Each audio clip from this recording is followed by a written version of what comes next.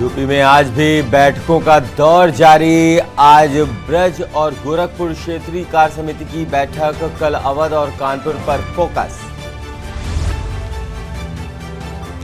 बसपा की अहम बैठक आज, मिशन 2024 के लिए रणनीति बनाएंगी मायावती। निकाय चुनाव में हार के बाद पहली बैठक। गाजियाबाद में सपा मीडिया सेल की ट्वीट पर एफआईआर दर्ज। सांप्रदायिक सौहार्द बिगाड़ने का आरोप, पुलिस ट्रांसफर में जाति का उठाया था मुद्दा। आगरा में G20 सम्मेलन के लिए बन रहा वेस्ट टू वंडर पार्क, कबाड़ से बनाई कलाकृतियां सारस और मोर ने मोहा दिल। मैनपुरी में युवक को पीटने का वीडियो वायरल, 15 दिन पूर्व डीजे पर नाचने को लेकर हुआ था विवाद, अब तक नहीं हुई आरोपियों की गिरफ्तारी। यूपी, राजस्थान और झारखंड में चलेगी लू, मौसम विभाग ने जारी किया अलर्ट। यूपी के कई शहरों में तापमान बढ़ा। आप देख रहे हैं के न्यूज, खबरों का सारथी। नमस्कार, आप देख रहे हैं के न्यूज। मैं हूं आपके साथ आदित्य द्विवेदी और इस वक्त की बेहद अहम और बड़ी खबर आपको बता दें, गाजियाबाद से मिल रही है। सपा मीडिया सेल के ट्वीट पर एफआईआर दर्ज कर ली गई है। सांप्रदायिक सौहार्द बिगाड़ने का आरोप लगा है। पुलिस ट्रांसफर में जाति को लेकर उठाए गए हैं सवाल। लिखा गया है, मलाई बंटते वक्त सिर्फ योगी जी के स्वजातीय ठाकुर। बड़ी खबर गाजियाबाद से, सपा मीडिया सेल के ट्वीट पर एफआईआर दर्ज की गई है। सांप्रदायिक सौहार्द बिगाड़ने का आरोप लगा है। पुलिस ट्रांसफर में जाति को लेकर सवाल उठाए गए हैं। लिखा गया है, मलाई बंटते वक्त सिर्फ और सिर्फ जिस तरीके से योगी जी का जिक्र किया गया है, कहीं ना कहीं वो सवालों के घेरे में है।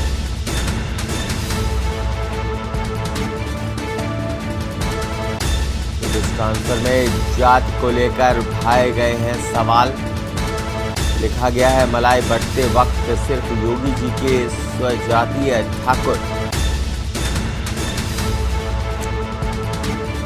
निशाना साधा गया है, स्वजातीय ठाकुर का जिक्र किया गया है। योगी जी के स्वजातीय ठाकुर का जिक्र किया गया है।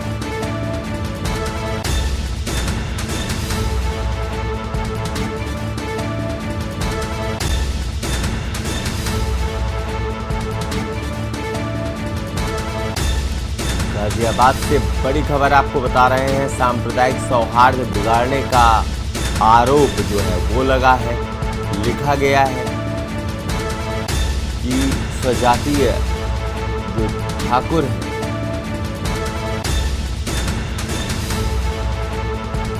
उनका जिक्र किया गया है। सपा मीडिया सेल ने बात कही है। सांप्रदायिक सौहार्द बिगाड़ने की कोशिश की गई है। पुलिस ट्रांसफर में जाति को लेकर सवाल उठाए गए हैं। सपा मीडिया सेल के ट्वीट पर एफआईआर दर्ज की गई है। सांप्रदायिक सौहार्द बिगाड़ने का आरोप जो है वो लगाया गया है। पुलिस ट्रांसफर में जाति को लेकर सवाल उठाए गए हैं। लिखा गया है, मलाई बंटते वक्त सिर्फ योगी जी के स्वजातीय ठाकुर। इस तरीके के ट्वीट सांप्रदायिक सौहार्द बिगाड़ने की कोशिश कर रहे हैं।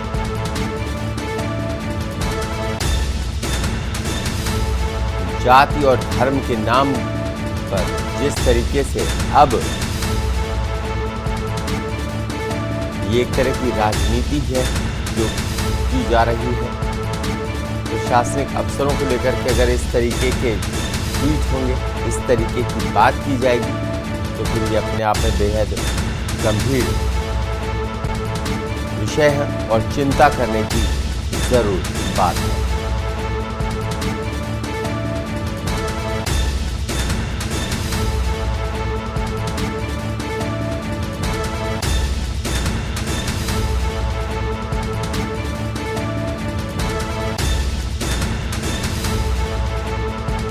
पुलिस ट्रांसफर में जाति को लेकर उठाए गए हैं सवाल। लिखा गया है मलाई बंटते वक्त सिर्फ योगी जी के स्वजातीय ठाकुर। एक तरीके से ये आरोप भी लगाया गया है योगी आदित्यनाथ पर, और एक जाति पर कुल मिलाकर के टिप्पणी की गई है।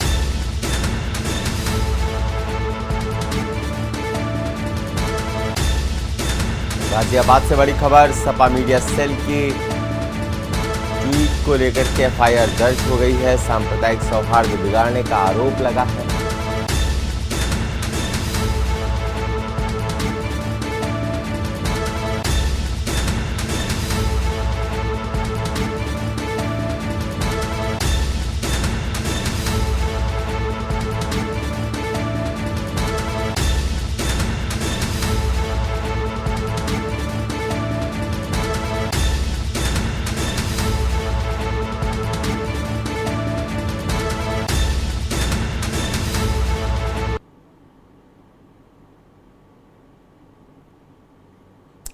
एक और बड़ी खबर आपको बता दें, लखनऊ से मिल रही है। बसपा की अहम बैठक है आज।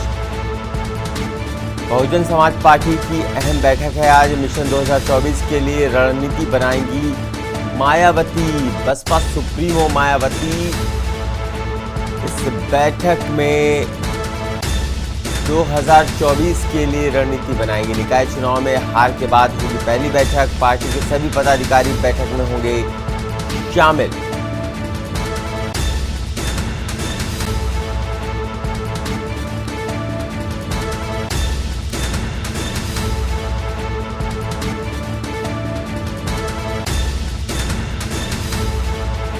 बैठक जो है कई मायनों में अहम है अपने आप में, क्योंकि मायावती इसमें 2024 के चुनाव को लेकर के, जो चुनाव होने हैं लोकसभा के, उसको लेकर के इस पर चर्चा होगी, रणनीति बनाई जाएगी कि आखिरकार किस तरीके से मिशन यूपी को फतेह करना है। 80 लोकसभा क्षेत्र वाला ये राज्य है, और ऐसे में आपको बता दें कि दिल्ली का जो रास्ता है वो यूपी से होकर जाता है। 80 लोकसभा क्षेत्र हैं यूपी में, और ऐसे में जो यूपी जीतता है वो केंद्र में राज करता है।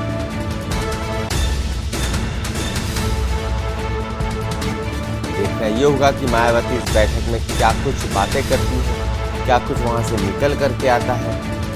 सारे जो पदाधिकारी हैं वो बैठक में शामिल होंगे, जो मुख्य पदाधिकारी हैं जिनकी अहम भूमिका रहती है किसी भी डिसीजन मेकिंग में। जो निर्णायक मंडल के लोग हैं वो शामिल रहेंगे। अब देखना ये होगा कि मायावती क्या कुछ इस बैठक में कहती हैं, क्या कुछ वहां से निकल करके आता है। ये बेहद अहम हो जाता है। बसपा की अहम बैठक आज है लखनऊ में। ऐसे में बसपा सुप्रीमो मायावती क्या बातें कहती हैं, क्या कुछ उनके बिंदु होंगे जिसको लेकर के वो लोगों से चर्चा करेंगी, और इस चर्चा के बाद 2024 में किस तरीके से चुनाव को लड़ना है उसको लेकर के ये जो आज अहम बैठक होने वाली है, क्या कुछ निकल करके आता है, ये देखने वाली बात ज़रूर होगी।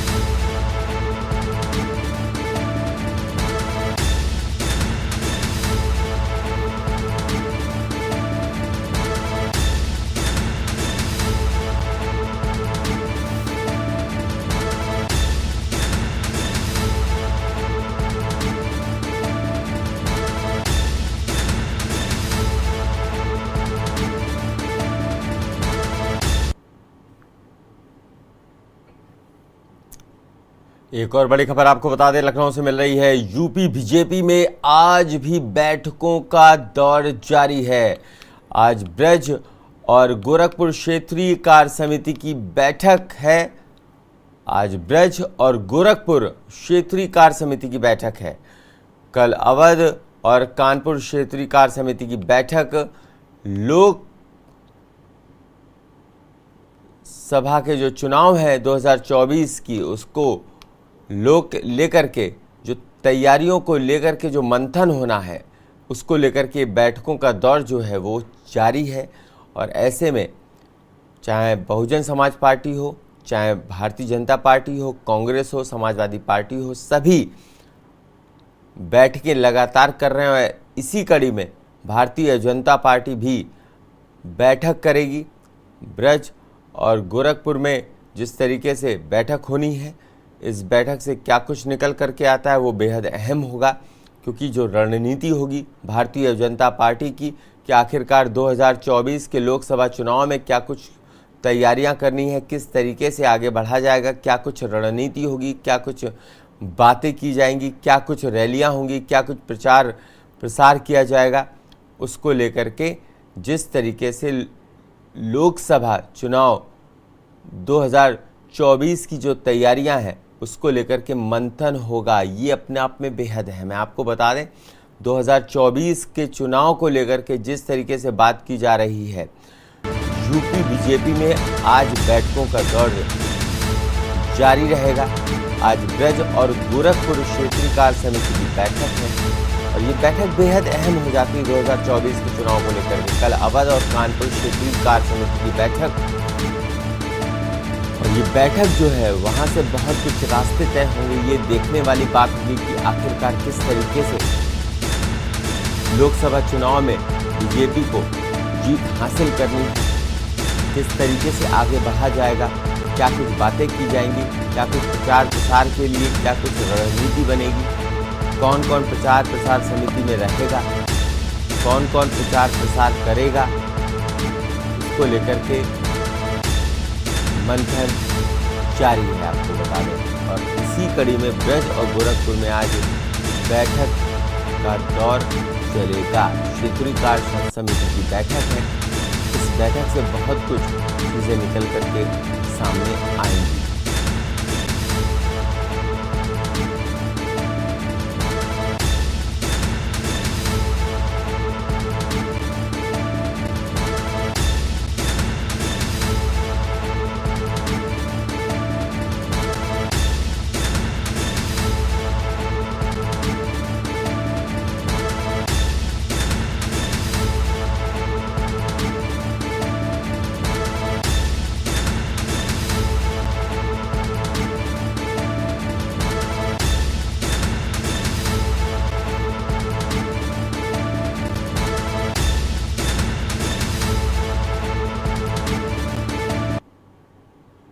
चलिए आगे बढ़ते हैं। बरेली से बड़ी खबर मिल रही है इस वक्त।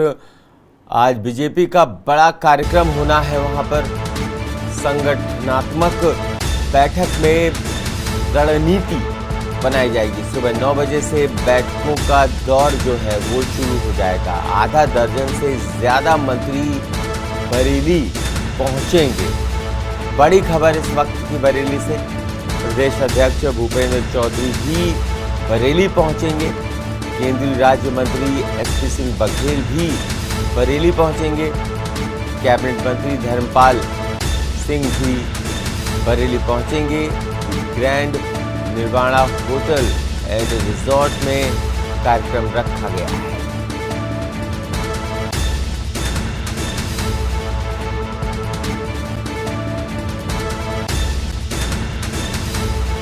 बरेली से बड़ी खबर आपको बता रहे हैं। आज बीजेपी का बड़ा कार्यक्रम संपन्न होना है। संगठनात्मक बैठक में बनेगी रणनीति। सुबह 9 बजे से बैठकों का जो दौर है वो बरेली में शुरू हो जाएगा। आधा दर्जन से ज्यादा मंत्री जो है वो बरेली पहुंचेंगे। प्रदेश अध्यक्ष भूपेंद्र चौधरी भी बरेली में मौजूद रहेंगे, वो भी पहुंचेंगे। केंद्रीय राज्य मंत्री एसपी सिंह बघेल भी बरेली पे मौजूद रहेंगे, बैठकों के दौर में शामिल होंगे, बैठक में शामिल होंगे।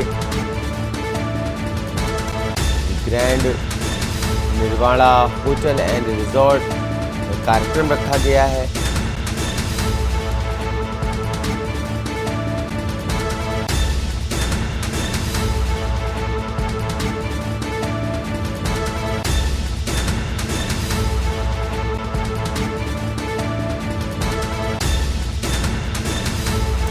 सुबह 9 बजे से बैठकों का दौर जो है वो जारी रहेगा। आधा दर्जन से ज्यादा मंत्री पहुंचेंगे। प्रदेश अध्यक्ष भूपेंद्र चौधरी भी पहुंचेंगे बरेली।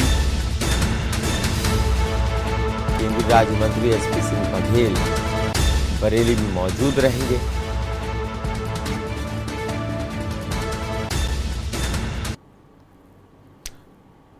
वक्त है छोटे से ब्रेक का, जल्द होंगे हाजिर। आप देखते रहिए के न्यूज इंडिया। ब्रेक के बाद अगली खबर का रुख कर लेते हैं। लखनऊ से मिल रही है। एमएलसी उपचुनाव के लिए सपा ने कमर कस ली है। उम्मीदवारों के नामों का आज ऐलान समाजवादी पार्टी कर सकती है। एमएलसी उपचुनाव के लिए बीजेपी घोषित कर चुकी है उम्मीदवार। एमएलसी उपचुनाव के लिए सपा ने भी अब ताल ठोक दी है। एमएलसी उपचुनाव के लिए बीजेपी घोषित कर चुकी है पहले ही अपना उम्मीदवार। एमएलसी उपचुनाव के लिए सपा ने भी ताल ठोक दी है और आज अपना उम्मीदवार घोषित कर सकती है समाजवादी पार्टी।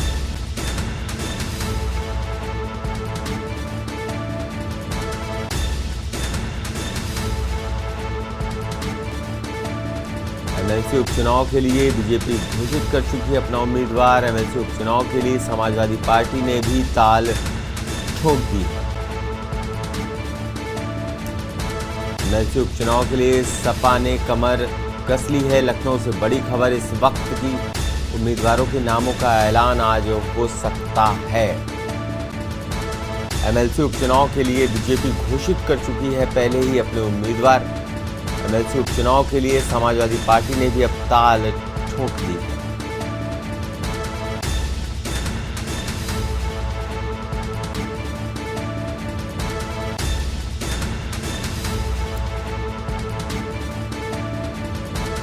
एमएलसी उपचुनाव के लिए आज समाजवादी पार्टी के उम्मीदवारों का ऐलान हो सकता है।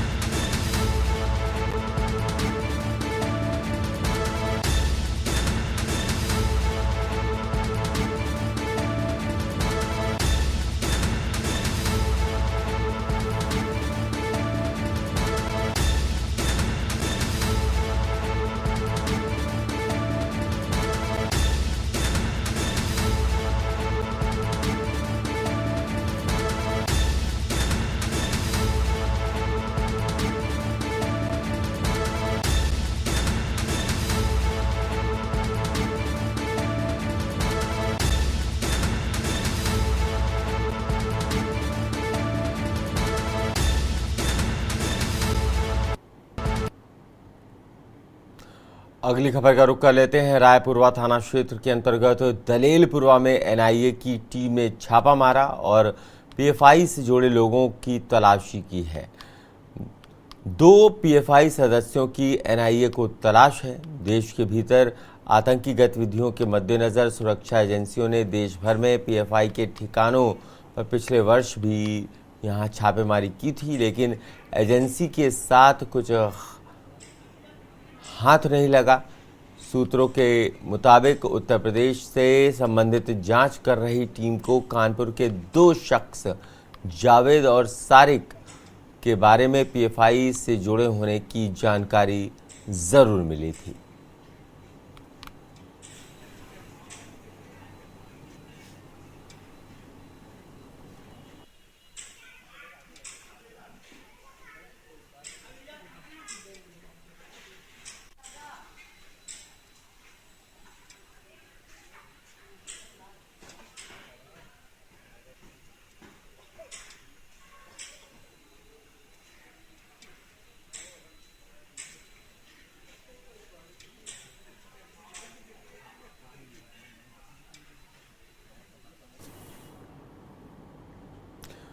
फतेहगढ़ स्थित कलेक्ट्रेट सभागार में जिलाधिकारी संजय कुमार सिंह की अध्यक्षता में शिक्षा विभाग की एक समीक्षा बैठक आयोजित की गई थी।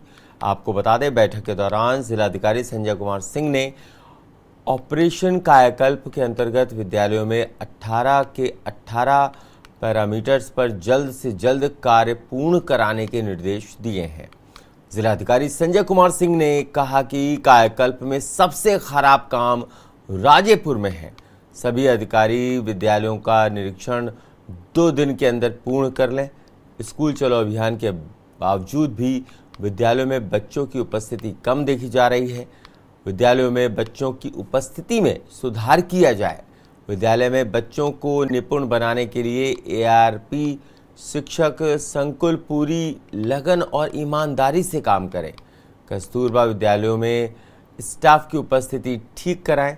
बैठक के दौरान मुख्य विकास अधिकारी अरविंद कुमार मिश्रा, जिला विकास अधिकारी, अपर मुख्य चिकित्सा अधिकारी, जिला बेसिक शिक्षा अधिकारी, जिला पंचायत राज अधिकारी सहित कई संबंधित अधिकारीगण बैठक में मौजूद रहे।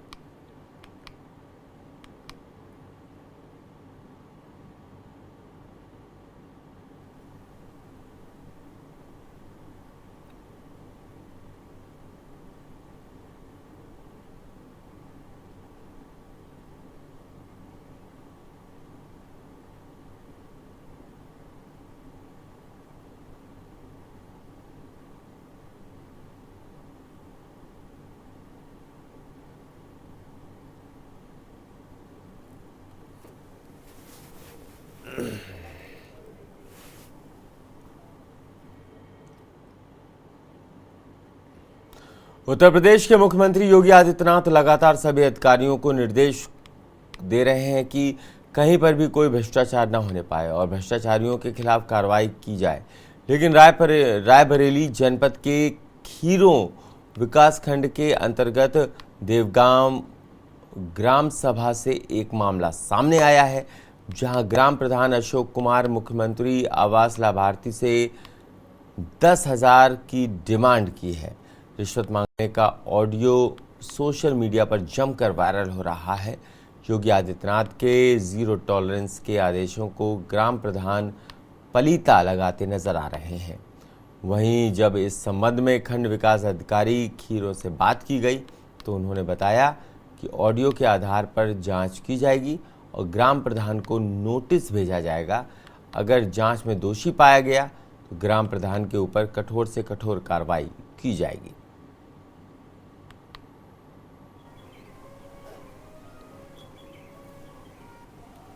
नाम सरोज है, हमारा पति का नाम है पुरुषोत्तम कुमार। हम देवगांव के रहने वाले हैं। और हमको कॉलोनी पास हुई थी तो प्रधान जी ने पैसे मांग रहे थे। हम सर गरीब आदमी हैं तो हम कहाँ से पैसे इनको दें। रोज़ डिमांड करते हैं कि हमको पैसा दो पैसा दो। हम कहाँ चलाएं। 40,000 रुपया आया है तो उसमें हम बनवाएं कि इनको दें पैसा। कितना पैसा मांग रहे हैं? 10,000। कौन प्रधान है? अशोक प्रधान। वो हमको धमकी भी दी गई थी। क्या कह रहे हैं? बोल रहे थे कि अगर पैसे नहीं देंगे तो हम आपका आवास रुकवा देंगे और आपके जो घर में कोई कार्य होगा तो उसको भी नहीं आने देंगे। फिलहाल इस बुलेटिन में इतना ही। आप देखते रहिए के न्यूज़ इंडिया।